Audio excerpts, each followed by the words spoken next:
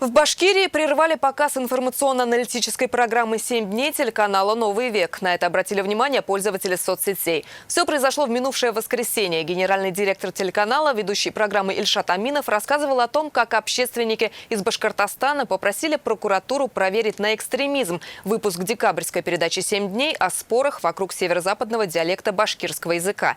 Также Ильшат Аминов планировал в это время прокомментировать инцидент на хоккейном матче «Салават Юлаев-Акбарс», когда председатель Общественной палаты Башкортостана Ростислав Мурзагулов назвал поведение татарстанских фанатов экстремизмом. Но зрители слова ведущего не увидели и не услышали. Показ программы прекратился именно в этот момент. Свидетелем отключения стали и сотрудники нашего телеканала, которые находятся в командировке в Башкортостане.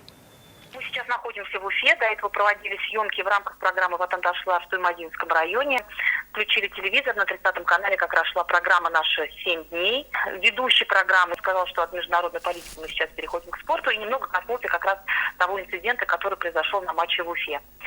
И вот как раз вот в этот момент, когда он назвал только произнес имя Ростислава Мурзагулова и хотел показать цитату, тут же экран стал синим цветом, минуты две, наверное. И потом уже начался другой сюжет, уже начался сюжет Михаила Любимова. То есть вот вся эта башкирская тематика, она как бы не была показана и не была рассказана ведущим.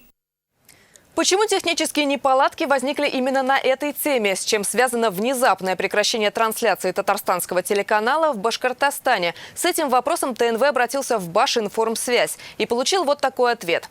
По данным мониторинга Агама, подтверждаем возникновение на телеканале ТНВ Татарстан джиттера 28 марта в 21:07. В этот промежуток времени было переключение на резервное информационное сообщение о неполадках на 45 секунд. В дальнейшем трансляция без нарушений. С уважением, ПАО Башинформсвязь.